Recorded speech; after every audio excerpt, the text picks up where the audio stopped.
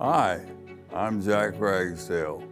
I'm a lifelong breeder of Shorthorn cattle.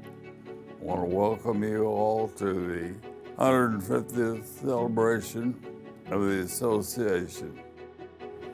Welcome to the Kansas City Stockyards, where we're celebrating America's first and 150 years of the American Shorthorn Association. I'm your host, Bob Cervera. This area is known for great beef, and that heritage began right here in the once bustling stockyards. The rise of the stockyards in 19th century America marked the first time in history that food was produced for the masses. It allowed people to leave farms for opportunities in cities like Chicago, Denver, and New York City. And America's first, the Shorthorn breed, was critical to that transition. It changed everything.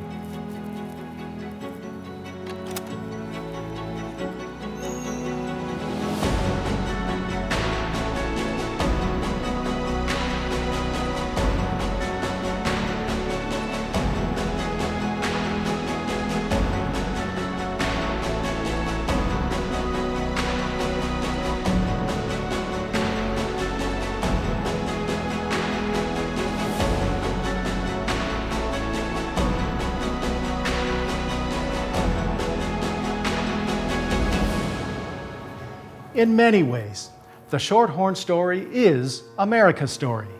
Let's go back to the year 1783. That's when the Revolutionary War ended and the first Shorthorn cattle were imported to our shores. Of course, Shorthorns originated in England. Around the year 1600, the breed developed in the Tees River Valley. The cattle were multi-purpose, providing milk, meat, and draft for farming. When they came to America, Shorthorns were ideal for westward expansion. With pastures aplenty, farmers imported Shorthorns from Great Britain. They were bred to Longhorns, and shazam! The quality of beef improved overnight. To preserve pedigrees, the first Shorthorn herd book was established in England in 1822, called the Coates Herd Book. In 1846, the first American Shorthorn herd book was published. Then, in 1872, cattle raisers gathered in Indianapolis and formed the American Shorthorn Association, creating the nation's first beef breed association. Today, the association is headquartered in Kansas City, and Shorthorn cattle still produce some of the best beef in the business. Through it all, Shorthorns have been known for their gentle nature. Their docility makes them a family-friendly breed, ideal for building a better future for families, communities, and country.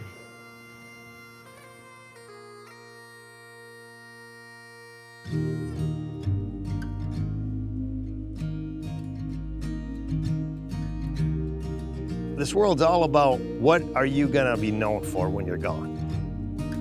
We're all gonna be here only so long. And my whole thing in the cattle business is trying to improve the Shorthorn breed. With Julie's help, we've really made Little Cedar a name that people know. Steve and I met in 1999 and joined forces right then, and I knew that Shorthorns were going to be a part of my life. You know, when I first realized Shorthorn truly was America's first on the North American continent, then it was the first breed association formed in 1872. That says a lot. You know, really, when you think about it, Longhorn cattle were the only thing that we ever had in the United States. When they brought these Shorthorn cattle in, they were the improvers. They were the ones that were going to cross with the Longhorns and make these cattle that are going to be thicker, have more meat in them, and be cattle that are going to milk and have a lot of attributes. And that's why when you think about Shorthorns in the 40s and 50s and 60s, they were the dominant breed. And when you think of 150 years of being in Shorthorn cattle, you think about all these people that were in the Shorthorn breed, Massey Ferguson, all these names like the R&R Railroad, and all these big corporations that had Shorthorn cattle. That's really something. The history of the breed is so important because you really can't know where you're going until you know where you've been. It's phenomenal to me that so much was written about this breed of cattle, and it's still there for us to know, and so much of the information is totally relevant. But those old records, the pedigree, connects one generation from now to the next, to the next, to the next, all the way back to those first cattle that came over here and literally transformed a country. You know, they couldn't have built America without livestock, and these livestock came and they did a job, and 150 years later, they're still here doing it for us. The Shorthorn breed really does have a place in the beef industry, not only for its maternal ability, but meat quality and tenderness. You know, she was brought to this country because she could milk, because she could be a beef animal, and because she could be a work animal, and she was.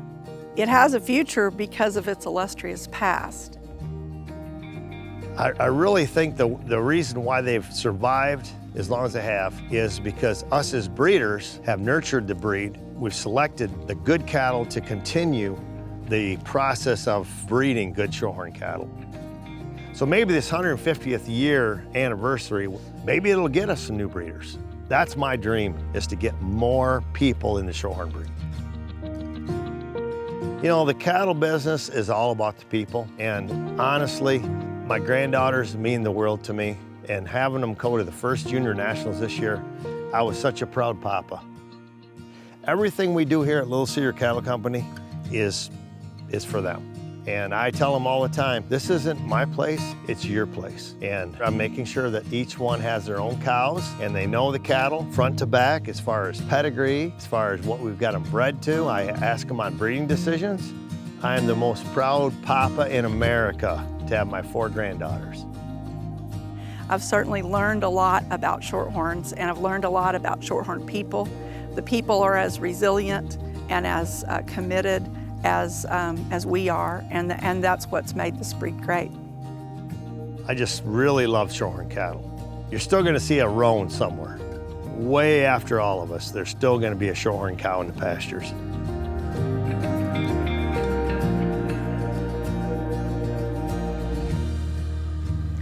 Shorthorn, the breed that defines the beginning of the American cattle industry.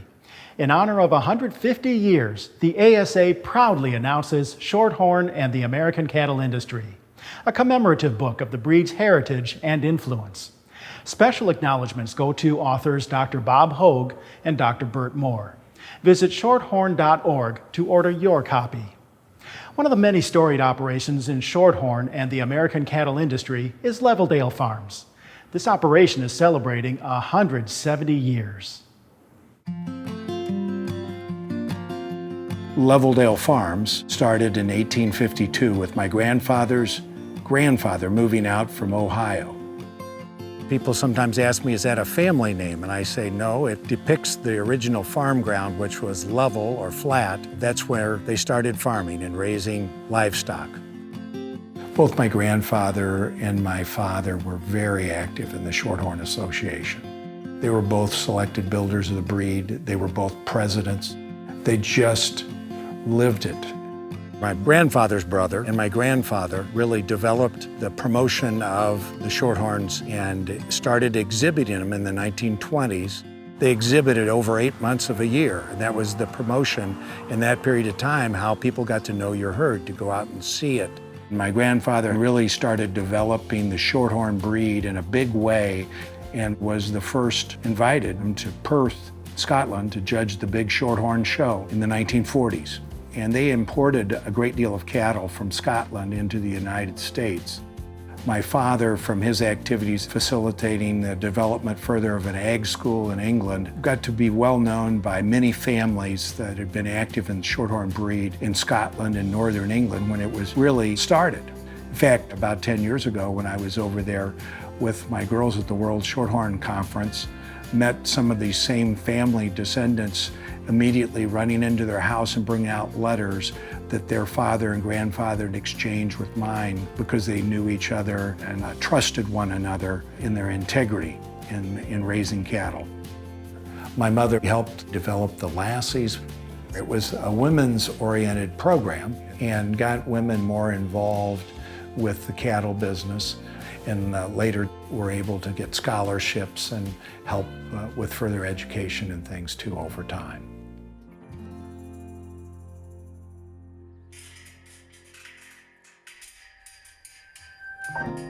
The Shorthorn breed and the people they got to know across the United States and other parts of the world kept enhancing their lives. They offered many qualities. They could be large animals that helped pull things around on the farm. They could produce a lot of milk, and they were also great beef producers.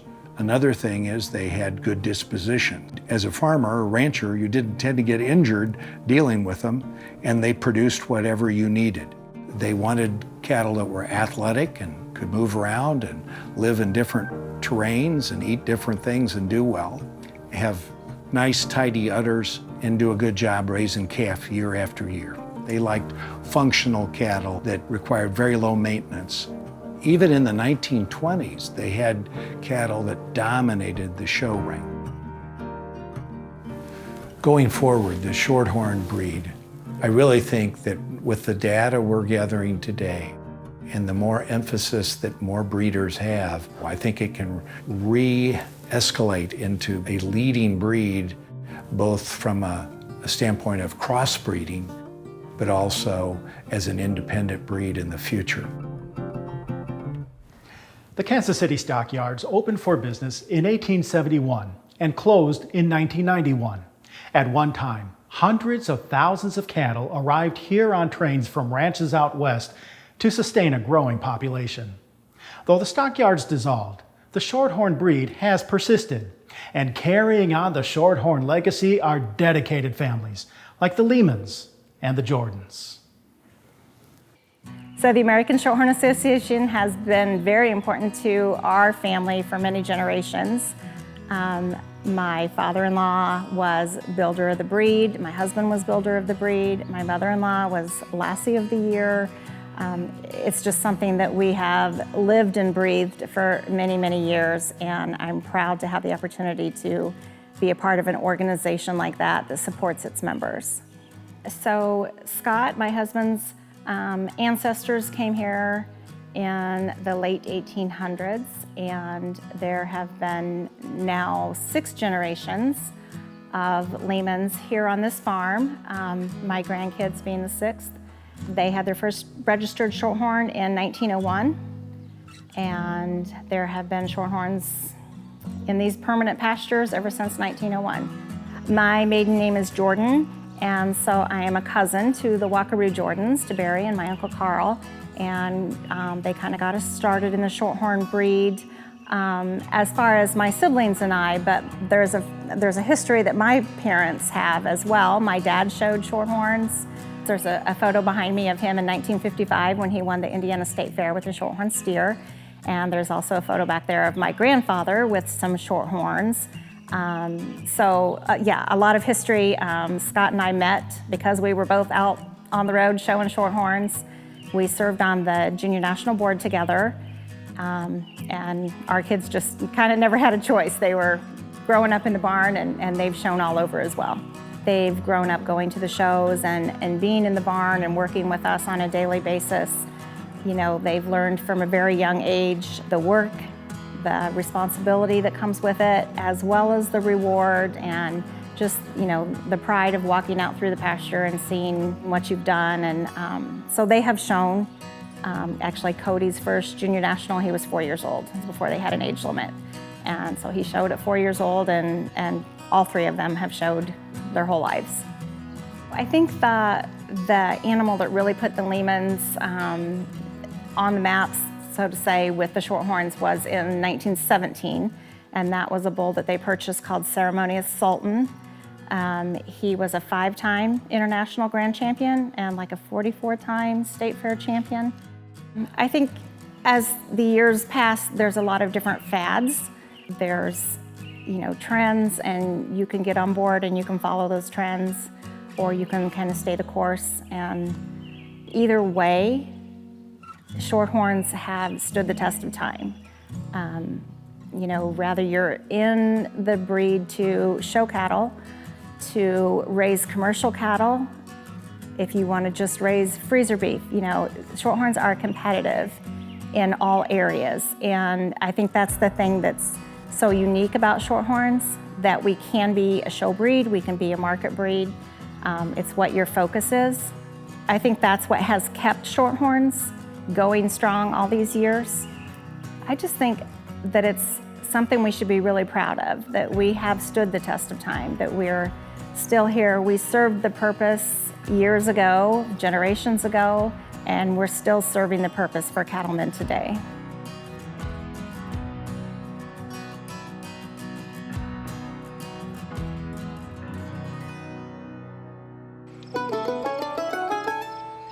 My family has been involved in different aspects of the Shorthorn Association for our whole history.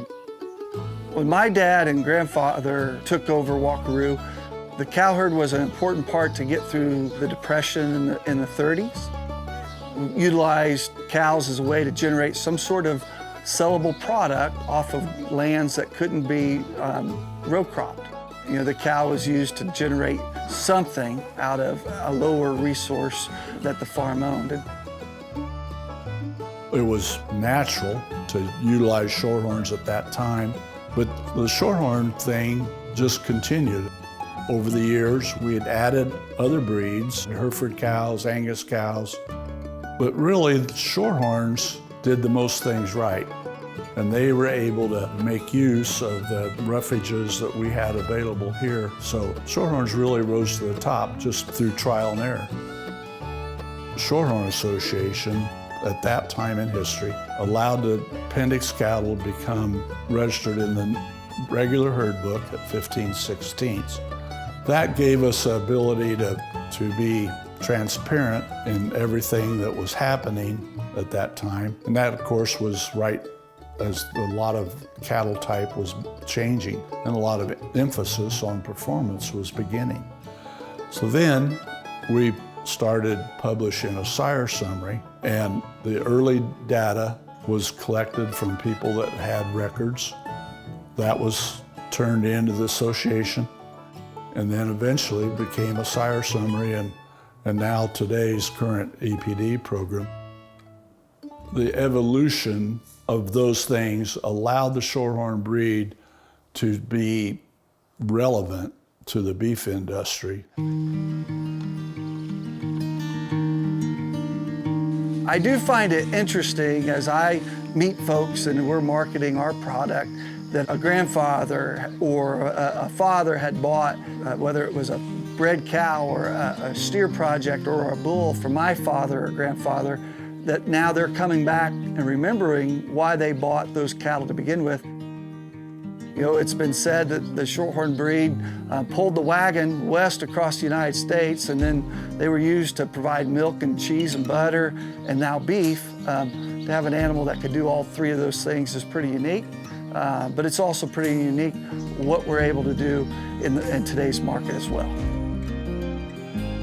You know, it makes you feel proud to be part of something that's been around and stood the test of time. But to also to tie into celebrating 150th anniversary of the American Shorthorn Association, it's just hard to wrap your mind around how a group of people have stayed together, making progress and challenging each other to make better cattle and make them fit into a ever-changing beef industry. You know, the next few years and foreseeable future, there's going to be more change. We're going to have to step up our game, and we're ready to. And to celebrate what we've done in the past is going to help challenge us for the future.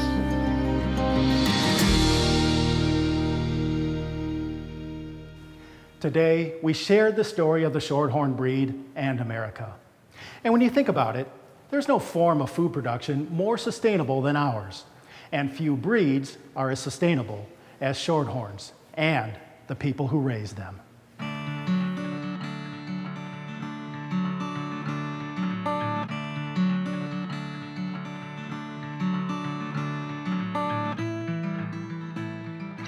I love the cattle business because it's just a way of life. I've grown up in it. I get up in the morning. I'm anxious to get out with the cows. I check all the cows the first thing. It's one of my responsibilities, and Josh feeds the show cattle. Very few fathers have the opportunity to work with their son on a daily-to-daily basis, and we get along great together. Once in a while, we'll disagree on who we're going to flush a cow to or something like that, but It's fun. Same way with Colton, we try to get him involved in some of the decision making and the breeding and have him relate to that. It's a true love. It's just like none other. It is pretty awesome. I get to work with my dad everyday basis all day. We have our differences, but it's been pretty cool. We agree most of the time, and I couldn't survive without him. He's taught me everything and taught my son everything as well. And same with my grandpa. We do everyday chores, from going to shows, baling hay, everything. It's sort of a way of life. It's really not a job to me. And even to Josh, he eats, lives, and drinks Shorthorn cattle. And Colton's on that same trend. And we get excited when we see a newborn calf and how that's gonna transition into a show heifer down the road or even a potential donor cow. I've been showing since I was 3 and raising cattle, and they've got me into showing, and they've always just taken me to shows, and I just enjoy it. It's just a great opportunity to meet people and to make friends, like lifelong friends. He always looks forward to it every year. There's always something going on. You learn so much. It's really great. You can get the kids involved, and they can run for the board, and they can be on the board and help all the other juniors out. The kids feed off of, they learn by, they do something right, they'll learn and do it right the next time out. Some of the kids get disappointed that they didn't do good in the show or won the contest, but they'll come back next year and better prepared and higher expectations. And it's a game of life when you really get down to it. Showing cattle, we work our cattle 3 times a day, just washing them, getting their hair popping, then try to make more hair and feeding them. I think that it teaches them a lot of responsibility. You get to meet a lot of people. There's always somebody to look up to. And the Shorthorn, the American Junior Shorthorn Association, offers a broad variety of things to help these kids. So you never know the connections you're gonna make, doing these sorts of things and who you might meet that's gonna inspire you.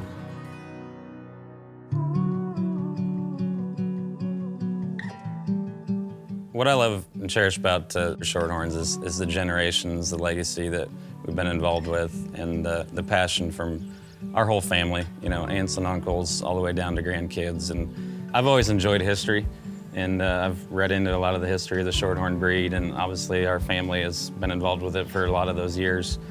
100 years registering purebred Shorthorns in ourselves, and it's neat that even 50 years before that, this breed was, thriving in the United States, and I think that's really a neat thing to be a part of. One of the big reasons that Shorthorns have been around so long and been able to be here and celebrate our 150th anniversary is just the strength of the breed and the people that are involved in our breed. It's the camaraderie and the family of our breed. And I think it's an inviting family as well. I think that's important for our breed to continue to move forward with and know that you don't have to have 500 cows to be in this breed. You can enjoy it, you can market your cattle and really enjoy this breed no matter how many heads you have.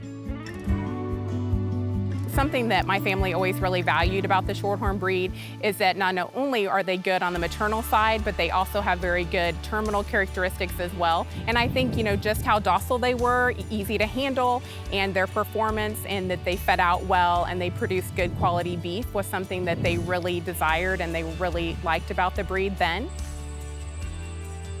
The cattle are so easy to handle, and I think all of that makes a big difference. But I think that has a lot to do with people buying Shorthorns. We're kind of finding with the Shorthorns, they really complement a lot of the commercial cows. Guys are using them to go into that 3-breed rotation. We find that Shorthorns do really well for us on the maternal side, but when they hit the rail or hit the plate, it's a great eating experience. The maternal makeup of the Shorthorn cow is so good, and they make a good calf. And my dad liked them because when we got started, they were so gentle And he had always used a Shorthorn bull. That's what he told my brother and I. He says, boys, they're gentle, they're easy to handle. And I think you can get along with them that way.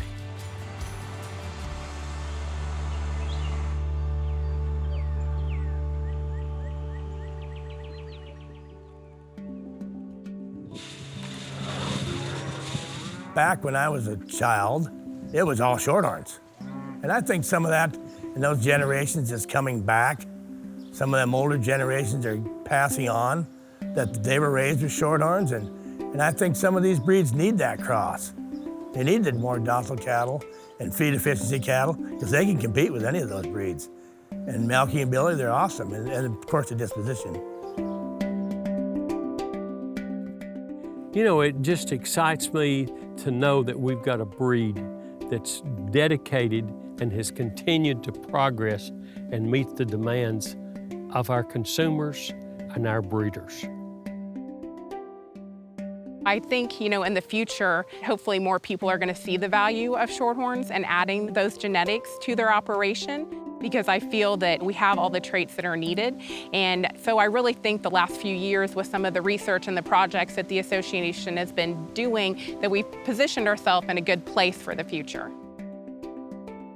The neatest thing that we can do is to continue on the legacy and hopefully moving forward, keep them proud that we're continuing on with that legacy and making sure that we continue not only our operation, but the Shorthorn breed into the future. Well, being 150 years for the Shorthorn breed means a lot to a lot of people. It's the oldest beef breed in the United States. And that's important for all cattlemen to understand. Yes, we've had our ups and we've had our downs, but we started early and we're still with it. I think we're on a rise, and I see it just keep going up as we look to the future. America's First, a family-friendly, gentle, sustainable, and high-quality beef breed. Few things can stand the test of 150 years, but Shorthorns have. So cows and calves, lads and lassies, happy anniversary. We hope you enjoyed this tale of America's First. I'm Bob Cervera. Thanks for watching.